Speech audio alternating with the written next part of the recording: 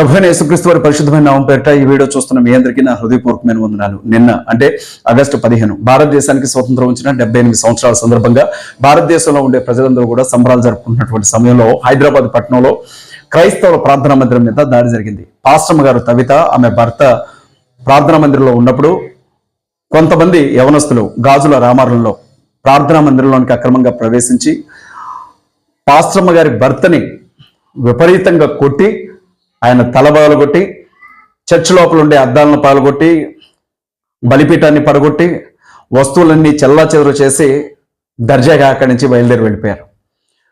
దేశంలో స్వతంత్రం హిందువులకు మాత్రమే వచ్చిందేమో, క్రైస్తవులకి, ముస్లింలకు, దళితులకు, గిరిజనులకు ఇంకా స్వతంత్రం రాలేదేమో అనిపిస్తూ ఉంది. దేశవ్యాప్తంగా దాడులు జరుగుతున్న విషయం మీ అందరికీ తెలుసు. ప్రస్తుతం గాయపడినటువంటి పాస్టమ్మ గారి భర్త మల్లారెడ్డి హాస్పిటల్లో వైద్యం పొందుతున్నటువంటి పరిస్థితి. పోలీసులు కేసుని దర్యాప్తు చేస్తున్నారు, కేసు నమోదు చేశారు. మరి వాళ్ళని ఇంకా అదుపులోకి తీసుకున్నారో లేదో మనకైతే పూర్తి సమాచారం లేదు. తెలంగాణ రాష్ట్రం హిందుత్వవాదుల చేతుల్లో ఏ రకంగా అభివృద్ధిలో ముందుకు దూసుకుపోతుందో ఒకసారి అక్కడ జరిగినటువంటి సన్నివేశాలకు సంబంధించిన ఒక వీడియో నేను డిస్ప్లే చేస్తాను, చూడండి.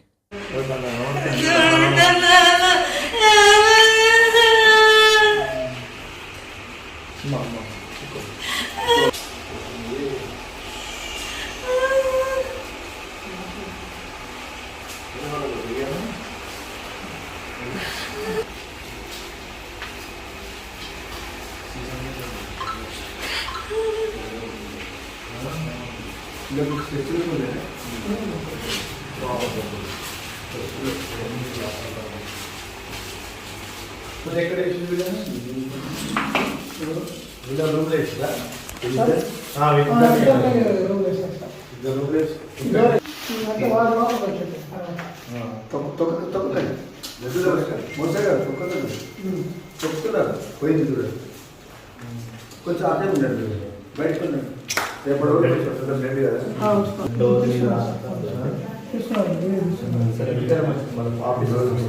మార్నింగ్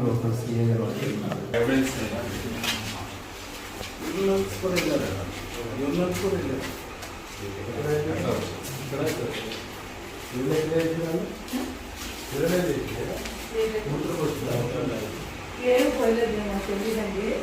అయితే వచ్చారండి మా అందరూ తమ్ముళ్ళు ఇద్దరు లోపల పెట్టేసి గవర్నమెంట్ పెట్టేసి మళ్ళీ మొత్తం కట్టుకొని లైట్ పగకొచ్చేసింది. మంచి కనపడతాం వచ్చిన వెంటనే ఫస్ట్ లైటే పగకొచ్చారండి.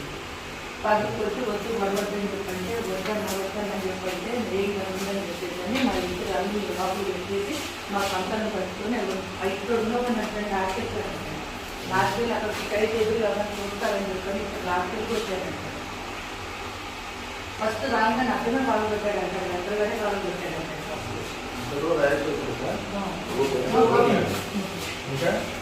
ఇప్పుడు ఎవరు ఉన్నారు?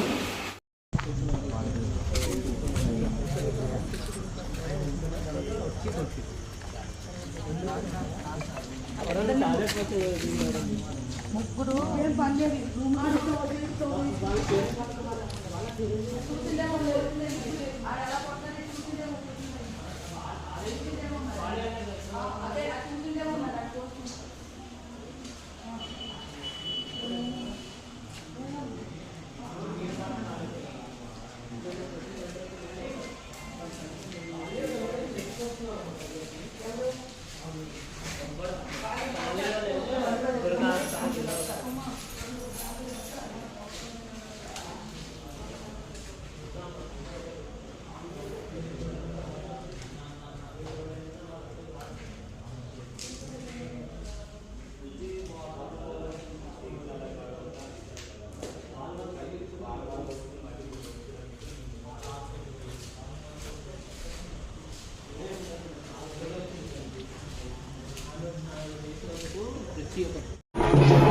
లైట్లు లేవా, తీసేసారా?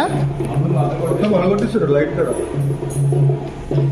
లైట్ ఉంది ఇంకా మరి ఆ రూమ్ లో తోసేసి తలుపులు వేస్తారు, గడి పెట్టేస్తారు, అన్ని పడేస్తారు. పెయింట్ వేసుకుంటున్నాం లోపల. నేను కుక్కలు వస్తున్నాయి ఇక్కడ నుంచున్నా. వాళ్ళు తాగేసి బాటిల్ వేసుకుంటున్నారు. నేనేదో వీడియో తీసాను వచ్చారు నాకు. నువ్వు వీడియో తీయలేదని నేను చూపించాను.